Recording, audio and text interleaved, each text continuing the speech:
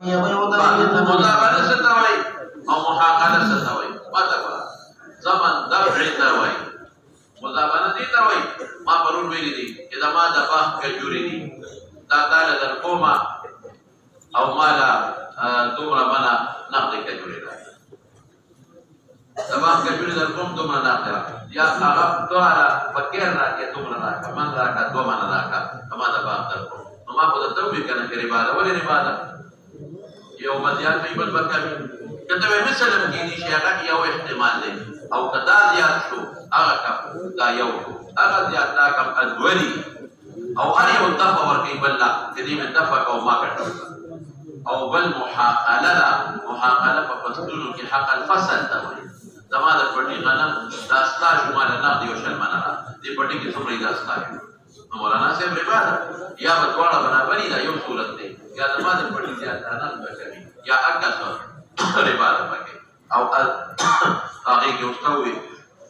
صراحه ده چې تاسو کې وي تاسو په څه شي هي وایي مو تمرې سمري او وایي عذر به کړو او وایي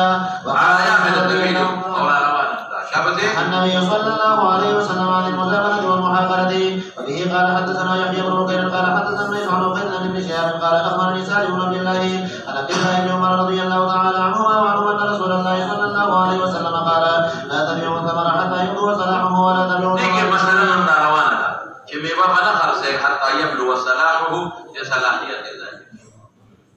دغه باندې چې د خپل معنا او د خپل مذهب معنا نو تفصیل روان دی نه هغه دا چې دا محمول په کراهی د تنزیهی باندې کله کچا کې خرڅه کې نو محمول په چا باندې په کراهی د تنزیهی جواز الامام په مذهب کې شته تاسو پیګه او کومه بالکل منعقده دي نو بیا د محکوم ده بیا بالکل مطلقاً ناجایز ده ولا تبيعوا الثمر تباع میوه بالثمر بنام ذو کجورو دې ته مزابنه وایي قال سالم اخبرني عبد الله ورپسې شاه عن سيد بن ثابت رضي الله تعالى عنه ان رسول الله صلى الله عليه وسلم رخص بعد ذلك في بيع رعيه الا روان دي رعيه پروتاو یا پتمرو او بلکې رخصت نه ورکړي او د عریه معنا مې ته پرون کړی دا نن بیا روانه ده شاوته قال حدثنا عبد الله بن يوسف قال اخبرنا مالك بن نافع عن عبد الله بن عمر رضي الله تعالى عنهما ان رسول الله صلى الله عليه وسلم نهى عن المزابنه والمزابنه يشرى والثمر بالثمر كيلا وبيع الكلام كيلا الثمر سره لګيږي یا انګور په اوس کنه اوس کې پکې الله کې ها وبه قال حدثنا عبد الله بن يوسف قال اخبرنا مالك بن داود بن حسين عن ابي سفيان مولى ابن ابي احمد عن ابي سعيد الخدري رضي الله تعالى عنه ان رسول الله صلى الله عليه وسلم نهى عن المزابنه والفصل توي زبر خپل جوار در کم تمالا نه جوار زبر خپل غنم در کم تمالا یو صورت دی کله غنم در کوم وتا نه جوار لم بیا خیر دی جس به بدل په دما د پټي غنم صاحب دومره جوار یا دما د پټي غنم صاحب دومره پیسې راکا یا دما د پټي غنم صاحب مال کجوري راکا جنس بدل شو بیا په غریبا نه راځي ذوق الفصيح زبان ذي وثمر من ثمر في رؤوس النخل وبه قال حدثنا مسدد قال حدثنا ابو معاويه عن الشيباني عن كلمه بن عباس رضي الله تعالى عنهما وعنه قال نهى النبي صلى الله عليه وسلم عن المحاقله والمزابنه وبه قال حدثنا عبد الله بن مسلمه قال حدثنا مالك بن نافع عن ابن عمر عن زيد بن ثابت رضي الله تعالى عنهما وعنه ان رسول الله صلى الله عليه وسلم رخص لصاحب العريه ان يبيعها عليها من النبي بمعنى كذا ما يوفد ببل ورغرم واستغ د کجوري ورکوم اته ځان د کوما نو ما دې کې سویلو اذا رجوع په الهبدا او نور النقد والاخيرات ورکي تفسير روان دي مخکې دا او اي زمان على رؤوس النخل بذهب وفضه دما د باغ میوه د په پیسو خرڅ اما د تاسو وي میوه په میوه دا د جنس باندې نشم خرڅول او دما په باغ کې بلوکتي او دې ولا ورکوم په کجورو بیا ورکول شي دې په نام د پیسو ورکوم بیا ورکول شي خو په املوکو نشم ورکول ذکر جنس پکې یو دما کې قال حدثنا يحيى بن سليمان قال حدثنا ابن وهب قال اخبرني ابن جريج عن طائم ابي زبير عن جابر رضي الله تعالى عنه قال نهى النبي صلى الله عليه وسلم عن بيع ثمر حتى يطيب ولا يباع شيء منه الا بالدينار والدرهم الا العرايا وبه قال حدثنا عبد الله بن عبد الوهاب قال العرايا تفسير روان دوستا جابر جان وساله عبد الله بن ربيعه حدثك داود عن ابي سفيان عن ابي هريره رضي الله تعالى عنه ان النبي صلى الله عليه وسلم رخص في بيع العرايا ب5 أوسق او دون 5 أوسق قال نعم وبه قال ما ته ګوره غوندې عرایا دوی څه ته وایي د دوی معنا سره دی وایي چې دا مدابنه محاقله دا منه ده مګر په 5 وسقو کې جایز ده 5 وسقه څه یو وسق 8 ساعه دی نو د 5 وسقو نه څه جوړېږي 300 نو که زما د پټي یا ته نغدې راکې او 300 ساعه یا د هغې نه کمي نو جایز ده محاقله جایز ده زما د پټي فصل خو یاره په کوم صورت کې جایز ده چې 300 ساعه یا د هغې نه کمي یا 300 ساعه د هغې نه کم کجوري راکې او زه خپل باغ در کومه وي دا جایزه شوه یعنې همغه محاقله کې استثنا ده نه پوهېږې په خبره څه معنا کوي د عرایم یا به چې 5 وسقه یو وسق 8 ساعه دی نو 300 ساعه دی جوړ شو نو څه مطلب چې محاقله زما د پټي فصل تاله در کوم غنم ته مله نقد غنم را نو 300 ساعه یا د هغې نه کم کې جایزه شوه او په زیاتو کې منع ده یا زه د پټي کجوري در کوم او ته مله نغدې کجوري راکې نو 300 ساعه د هغې نه کم کې جایزه شوه او زیاتو کې منع ده موږ وایو که 300 نه کم مې ربا ده نص مطلق دی التمر بالتمر مثلا بمثل الزبيب بالزبيب مثلا بمثل البر بالبر مثلا بمثل الناس مطلق دی یو کیلوم چې ورکې او بل خوا له په باندې کیلو درکې نو دا معنا ده دا څه مطلق دی نو د عرایا معنا دا نه ده د عرایا څه معنا ما کړې وه ورس چې ما وی دا په خپل باغ کې یو بوټي دوه بوټي خلک په خوا دا رواج دا به ورکول دا والا بیا به هغه راته دا کجوري به شکولې نو صاحب د باغ ته به ضرر و ځکه ښځې بچي به ورسره پکې اوسېدل نو ته به څه چل وکړه ویې راشي دا دې اندازه والا چې څومره دې کې نغدې کجوري کړم چې تا نه خلاص شو اندازه به یې واخېسته نو نغدې به یې ورکړې نو دا موږ په ښه صورت حمل کوو په مبادله نه حمل کوو ولې بیا ربا راځي په څه صورت به حمل کوو چا به چې ما رجوع فی الهبه او رجوع فی الهبه خو مکروه ده لیکن د دواړو په رضا باندې چې دواړه رضا شي جایزه ده بیا هم ښه نه ده خو به ضرورت دی رضا کې نو ما په خپلو بوټو کې رجوع کړ نغدې کجورې مې ورکړې اوس زه سوال وکړه چې بیا خو دا 15 وسقه قید پکې ولې نه وی نو عموما چې به خلکو دا عاریه ورکول عاریه وایي عدویې ته نو ابد دونه و چې 15 وسقې د هغې نه به کم زیاته به یې نه ورکوله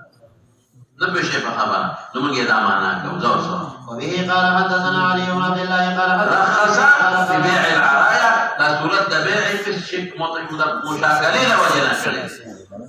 نور دا بیع نه ده د فرجا د وجې نه کړې دي مشاکلې نه نور دا په حقیقت کې رجوع په الهبه شو نور ورکول او د 15 وسقو یا کم قید ولې لګوي ځکه عرف عادت کې ده چې چا له بیع عرایا ورکول نه به 15 وسقه یا د هغې نه کم او زیات به نه ورکول اوس هم په بعضې وطنو کې رواج دی چې کله د دوی ګوړه رومبې کړې خیراتي ورکوي په بعضې علاقو کې دا رواج په بعضو کې دا رواج چې که چوکه وکړي نو د سر نه 15 شپږ پیټۍ خیراتي ورکوي بعضې وطن کې دا رواج دی چې کوم وخت کې وادي او دیګونو باندې شروع کوي نو خیراتي دي علماو له کورونو ته څوک څوک ورولي دا د هر چا یو خپل رواج وي هغه خلکو کې به دا رواج و ورپسې يحيى بن سعيد قال سمعت بشيرا قال سمعت سعد بن ابي حكمه رضي الله تعالى عنه ان رسول الله صلى الله عليه وسلم نهى عن بيع ثمر بتمر ورخص من علي ان يطبع بخرجها ياكلها اهلها رضا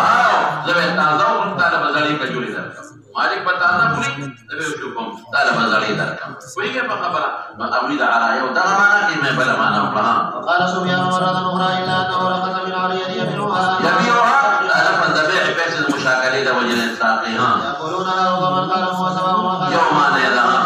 وأنا غلام أن أهل مكة يقولون إن النبي صلى الله عليه وسلم رخص في بيع العرايا فقال وما يدري بأهل مكة بيسويكي مكة کې خو بوټي نو قلت إنهم يروونه عن جابر دي جابر نه نقل کې اهل مکه له باغلو څه خبرو هغه چې سفيان انما اردت ان جابر من هذه المدينه سفيان وليس فيه نفي النبي طبعا حتى يبلغ صلاحه فديك ده حد الفرش تكني تدي على يوم نصر قال لا ونشتفك مطلب دا چې د استثناء نه ده غینا یا خدای پاک استثناء نه ده لو تفسير العرايا مالك بن سر مرغري امام بخاري دا قال مالك العليه ان يعري الرجل النخله ثم يتأذى بدخوله عليه وكيلا ذاك باغونو کې وسره بچي ورخص له ان يشتري منه بثمر نو لفظ شراء په حقیقت کې څه دی رجوع مطلق نه دی علیه مطلق نه ده چې د 15 وسخونه کم کې ربا جایز ده إنه وسقنا كم كي جاء تدازل لا بقي مخصوص صورة وقال ابن إدريس إمام شافعي لا تكون إلا بالكيل من التمر يدا بيدا أغوي عديك أنا بكيكي كتبع كما نغدا كجورا راكي نغدا أبا لاس بلاسيو كيل بي ولا تكون بالبيضاء ومما يقوي قول سهل بن أبي حسمة بالأوسط الموسطة زمتا إذا تعالى كم كجوري نغدا القوم نغدا بدركوما لاس بلاس بدركوما والمسيشا قال وإسحاق في حديثه عن نافع عن ابن عمر رضي الله تعالى عنهما كانت العرايا أن يولي الرجل في ماله. يعني كورا ممكن وايو مطلقا لا يجني مزابنة محاقلة لفظ وسط استثناء داسنا أن يعطي الرجل في مال النخلة والنخلتين شابت يوم. قال يزيد عن سفيان بن حضير أن العرايا نخل كانت توهب للمساكين فلا أن ينتظروا بها رخص لهم أن يبيعوها بما شاءوا من الثمر بصورة بيع فحقيقة كسجهره شعب سيما كذا. به قال حدثنا محمد هو بن مقاتل قال حدثنا عبد الله قال أخبرنا موسى بن عقبة عن نافع عن ابن عمر عن زيد بن ثابت رضي الله تعالى عنهما وعنهم أن رسول الله صلى الله عليه وسلم رخص في العرايا أن تباع بقدرها كيلا. قال موسى بن عقبة والعرايا نخلة معلومات يأتيها فيشتريها فهو بيع الثمار قبل أن يبدو صلاحها. وقال ليس على ندی سوی رخص تباع بخمسها كيلا ذبح باركان دركم تبا كيل راكي. قال موسى والعرايا نخلات معلومات يأتيها ويشتريها معلوم النخ بوتي إذا بوتي فكي مطالع بالباق के खैराती दरकल नो सूरत इधर शेराव द बैग का ताबीर पाने की और पे हकीकत की रुजू दा خلاص जो खबरा بيع الثمار قبل أن يبدو صلاحها وكيلو د مولانا سے مشهور خدا د احناف او دا دوی کی بيع پکاچا کې میوه خرصول ګناه ده غلطه خبره هم چرګ دا نه دی پدې باندې علماء اتفاق دي چې میوه کله منعقده ني په باغ کې نو خرصول ګناه لکه بیا معلوم څه شته څه پته لګي میوه کوي اکنه کې ها اوس که میوه پکې منعقده شو ولا صلاح نه د ظاهر صلاح پیژنې فایده د خوراک قابل نه ده د استعمال قابل نه ده کچا میوه چې وته وي دا غي حکم سره نو دې کې مولانا متعدد مذاهب دي عبد الرحمن ابن ابي ليلى او سفيان الثوري هغه خو بالکل د عدم جواز قائل دي هر قسم شرط چې پکې وي مطلقاً د تویما عبد الرحمن ابن ابي ليلى او سفيان الثوري جاء قائل دي د عدم جواز چې بالکل د سر ناجایز نه دي او بعض حضرات هغه د جواز قائل دي مطلقاً جایز دي د کوم مال دي بالکل مال دي او ائمه اربعه هغه مطلقاً د عدم جواز قائل نه دي او مطلقاً د جواز قائل نه دي اوس ورکه دا ورته دیکھیں جماهیر چې کوم دي حاشیه کې امتحانات د ورکه د خبر اسانه شي ما ته ورکه دا جماهیر می کدا شرط به لگاو اذا ما ته ګوره کنه په کتاب حاشیه دی به وګوره جماهیر وته وای عین نه را کړل ایما کتل جماهیر وای ایما ثلاثه کدا شرط به لگاو چې دا میوه غشته خدا به باقی وی تر په خوالی پورې نو به نه جایز ولی ځکه دې کې نه فچاته دا مشتری ده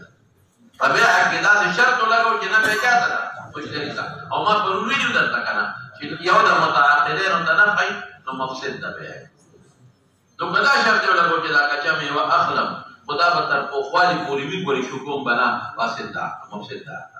ابو دا وای زمون امام صاحب سو بس اوس امام صاحب دا وای ځان په کده مو مذهب ځان په کولې ته کې زمونږه دا د اردو ولا تیر باسي که شرط په لګاو چې دا به تر په خوالی پورې پاتې وي نو دا زموږ په دې د مفسد فرقې کې ائمه وایي ولې نفع چاته شوه په مشتري ده که شرط یې پرې ولګاو چې دا مې واخېسته خو اوس به یې شو کې دا جایز ده میوه مې واخېسته خو شرط دا دی چې څه به یې اوس به شو کې جایز شو کچا مې واخېسته زه به یې په سارو په وخانو په خپل مګړو کې وکړم او هغه ته پیدا ورسېږي چې د هغه بوټې لا واړه دي که چېرې نو دا چې غټېږي ماتېږي څانګه ماتوي نو اوس هم د ستاسو خیال دي په روپي کال باندې خلک دا میوه په کچه کې شو کوي چې دا څانګې مضبوطې شي او ماتې نه شي هغه نه پیدا شو ما نه پیدا او که شرط مې بالکل ونه لګاو نه د طبقیې علی الشجره او نه د شوکاول هېڅ شرط مې ونه لګاو نو بیا څه حکم دی مولانا صاحب بیا هم د امام صاحب په جایز ده بیا هم د امام صاحب په سره جایز ده خو بیا به څه کوي بیا چې دا میوه کله پخه شي او دې شکومه نو تصدق په مازاده وکړي څه مطلب چې کوم وخت کې ما غشتله نو هغه وخت کې پکې ما باغوانان په دې پوهېږي سل پیټۍ میوه اوس چې کله شکومه نو اوس 1.5 پیټۍ ځکه غټه شوه نو 50 پیټۍ به تصدق کوم هغه له ولې نه ورکوم چې چا دي هغه له ځکه نه ورکوم چې من وجې د ما په ملک کې زیادت راغلی دی میوه خو زما وه زیادت د چا په ملک کې راغلی زما نو ځکه هغه نه کېږي او زما ولې نه کېږي ځکه فایده د هغه د هغې نه راښکلې ده فایده د هغه د بوټو نه راښکلې ده نو تصدق ورکوم په دې زیاتو باندې او که چېرته میوه غټه وه خو صرف رنګ یې نو اړولې دا جایزه ده دا که 2 ورځې پاتې شي او که دا تبقیې شرط ته ملګو پروا نشته ولې ځکه دې وخت کې د هغه نه فایده نه اخلي دا رنګونه په لور او په سپومو باندې بدلېږي او په ستورو باندې نو پروا نشته دې نه بغیر خو کېږي نو دا ګوره ده اوس که شرط یې ولګوو چې دا به زه تبقیه کوم په نخیل باندې شرط څه شي مولانا فاصل او که دا شرط هم دې وایسته یا لکه ما خو دا شرط لګولی خو دا تبقیه نه کومه شو کومه نو جایز به وګرځي نو زمونږ مذهب څه شي مولانا صاحب که شرط قطع ولګوو جایز ده دویم څه مې ووایي که شرط تبقیه ولګوو فاسد ده او که هېڅ شرط یې ونه لګوو نو مکروه تنزیهي ده څه شی دی لکه نور جایزه ده او چې بیا غټه شي نو د هغې صورت پرې راته وي د تصدق او مکروه تنزیهي ده نو چې کوم ځای کې راځي چې تاسو په کچه کې میوه خرڅوئ دا محمول دی په کراهي تنزیهي باندې ولې جګړه جوړېږي څه جګړه جوړېږي سبا به هغه ما ته وایي چې هلکه ما خو دا میوه غشتې وه او دا باد راغی او زور راغی او مویو خرابه شو مرض راغی نو جګړه به جوړېده نو دا پیغمبر مبارک یو مشوره ورکړې ده امام بخاري به راته اوس ووایي چې اول خو یې مه خرڅوئ او که خامخا خرڅوئ نو په پخه کې خرڅوئ اوس مولانا زه درته یو حیله ښیم مدیداره حیله درته ښیم زمونږ په دې وطن کې چې کله سیوان پاخه شي یا املوک پاخه شي بیا به څه وساتي چې غټ شي نو بیا خو تاوان دی بالخصوص په املوکو کې چې املوک غټ شي بیا خو د زمیندار د مالک تاوان دی ولې بیا به خامخا خرڅوي که نه خرڅوي بیا خو په 2 ورځې کې څښا کېږي نو بیا خو سړی راغی او هغې خپل منځ کې سلو کټې نه وي بازار یې نه خرڅوي لکه اوس مثال پته وره یا کیله ده کله چې پخه شي بیا پې څوک څټي نه پوه شئ په خبره د هغې لپاره ده او نن سبا خلک د 3 4 کالو پیشکي باغونه هغې کې خو میوه سر نه نشته نو درته حیله کوي حیله دا ده چې دا کوم پټۍ دی د باغ دا پټۍ په اجاره وایه څه وایه دا مونږ پټۍ په اجاره وایه دا خبره خلاصه د 3 کالو والی باغ نه میوه نه پټ پټۍ د 3 کالو 4 کالو اجاره د پټۍ په جایز ده او چې کوم پټۍ ډېره مدد کې اجاره ګران چې کوم له مامدن کې وجاره ارزان واغې کې به یو کار کې چې پټې دې په اجاره واغېسته نو بیا د هغې ټول امادان به د چا وي د دې مشتري به زموږ د خلکو چې په خرڅ کړي نو هغه غنم پکې ځان نه کوي رشقه او شوتل پکې ځان نه کوي نه بیا به ټول د چا وي دا هغه مشتري صرف دا دې ورته وایي چې د دې پولو باندې کوم دا سوپیدار ولاړ دي که نه دې کې دننه پټۍ په اجاره درکوم ولې اوس بعضې خلک دی کې دوکه کېږي پټۍ په اجاره ورکړي نو بوټي دې بیا مالک وي هلکه چې پټۍ دې په اجاره ورکړه خو بوټي ستا د مشتري کېږي د زمیندار کېږي اجارهدار کېږي نو تاسو ګورئ که پټۍ په اجاره ورکوئ نو دا ورته وایي چې پټۍ په اجاره درکوم خو د دې بوټو نه په پولو چې بوټي دی نه علاوه دا پټۍ په اجاره درکوم په دومره پیسې اخلئ واخلئ که نه اخلئ بوټي به دمئ د ټولو پولې به دمئ هغه متعین دی معلوم دی نو هېڅ اشکال پکې نه راځي نو دا به پکې وایي چې دا باغ دا ځمکه ما په اجاره واخېسته د دې امدن به دمئ صرف دا غاړو باندې سوپیدار بوټي یا په غاړو لوګاډو بوټي دي مثال ورته یا بل دا به نه باقي دنه غنم او شیشره فشقه دا به 3 کالو پیشکي اخېستې شي دا مې یو ښه حیله جوړه کړه وقال الليث عن ابي زناد عن عروه بن الزبير يحدث عن سالم بن اثبت الانصاري من بني حارثه انه حدثه عن زيد بن ثابت رضي الله تعالى عنه كان الناس في هذا السوق يتبايعون الثمار فاذا جد خلقه بويو شو كوري او تقاضي برا تقاضي سره خپل حق ورکول دا خپل میوه راغله به پیسې ورکولې نو قال المشتري ان وصاب الثمر دما مرض دي لا تجد سبب وكم أصابه مرض ولا أصابه قشم مختلف نوع بمارض إذا تجروا آخر يحتاجون قد بحجة قائمة جمال هذا مالك بسيك من فقال ثم لما كسرت عنده الخصومة بذلك فأما لا يأخذ شيء مكبه ماذا ادخار يأخذ مكبه لا تبتعوا فلا تبتعوا فإما لا فتاسو نشب لګي نو فلاور په مکه خدا نو فلا تقطعوا حتى يبدو صلاح كالمشورة دام حكم شرعينو حرام مشورة ورقي بها لكسرة خصومتهم شابه مولانا سيما قال وأخبرني خالد بن زيد أن زيد بن ثابت رضي الله تعالى عنه لم يكن يوصي على أمره حتى تطلع ثريا فتبين له أو ثريا سورة بلاغه دي وحي كجوري غټي شرک بي ها بیا قال حدثنا حكام قال حدثنا عباس بن زكريا عن ابي زناد عن عروه عن سعد عن زيد رضي الله تعالى عنه وبه قال حدثنا عبد الله بن يوسف قال اخبرنا مالك عن نافع عن عبد الله بن عمر رضي الله تعالى عنهما وعنهم ان رسول الله صلى الله عليه وسلم نهى عن بيع ثمار حتى يبدو صلاحها نهى المبايع والمبتاع وبه قال دي وجه امام سے مجھ مکروہ تنزیہ حرام ندی ہاں قال اخبرنا عبد الله قال اخبرنا حميد بن طويل عن انس بن مالك رضي الله تعالى عنه ان رسول الله صلى الله عليه وسلم نهى تباع ثمرة النخل حتى تزهو قال ابو عبد الله يعني حتى تحمر وبه قال حدثنا مسدد قال حدثنا يحيى بن سعيد بن سليم بن حيان قال حدثنا سعيد بن ميلان قال سمعت جابر بن عبد الله رضي الله تعالى عنهما قال نهى النبي صلى الله عليه وسلم تباع ثمرة حتى تشبح كرن بدل کی جابر تشبيح ويؤكل منها وهو بيع النخل قبل ان يبدو صلاحها وبه قال حدثنا التخصيص بعد التعميم قال حدثنا معل بن منصور الرازي قال حدثنا وشيخ قال اخبرنا حميد قال حدثنا انس بن مالك رضي الله تعالى عنه عن النبي صلى الله عليه وسلم انه نهى عن بيع ثمرة حتى يبدو صلاحها وعن النخل حتى تسمو قيل وما تسمو قال وأتصور قال ابو عبد الله كتبت انا عن معل بن منصور الا اني لم اكتب هذا الحديث عنه باب اذا باع الثمار قبل ان يبدو صلاحها ثم صارت معاهده فهو من البائعين وبه قال حدثنا عبد الله بن يوسف قال اخبرنا مالك بن حميد قبل القبض مبيعها لكن بجاتا قبض معنى ذلك كما قبض شو كم شروع جتا قبض وای شو كم شروع اگر کټونه مې نه کړې شو كم شروع بیا بدامه او کو شو كم نه شروع کړې अब आते तनु के पेटों के बंद नहीं पड़े थे मुझे अब सदा भी लिखेगी शुक्र शोरो खबर और बस ऐसा रसूल अल्लाह सल्लल्लाहु अलैहि वसल्लम عن بيع ثمار حتى تنهي وقيل له وما تنهي قال حتى تحمر وقال رسول الله صلى الله عليه وسلم الله में वो मना करा तो पैसे जमीन में अगर बिमा याखुद احدكم مالا साथ ले भी हां और कोई ज्यादा दिन में कवा बेचता तो कि मैं वे ऊपर कौन अकल तावान बता रहे ذكرت مكة في جارة اشتراها وقال ليس حدثني يونس عن ابن شهاب قال لو ان رجلا ابتاع ثمرا قبل ان يبلغ صلاحه ثم اصابته معاد كان ما اصابه على ربه وقال كذا قبل ذلك كره كچا پكا چيلا عن ابن عمر رضي الله تعالى عنهما ان رسول الله صلى الله عليه وسلم قال لا تبتاعوا ثمرا حتى يبلغ صلاحها ولا تبيعوا ثمرا بالتمر فبشر الطعام الى اجل بونډې پورې رشته شي قال حدثنا عمر بن حفص بن غياث قال حدثنا ابي قال حدثنا عمر قال ذكرنا عند ابراهيم رهن في سلفه فقال بصري ثم حدثنا لك ما له پیسې را کم یاش پس بدل غنم درکم کرانه کې مدا رهن پکې وای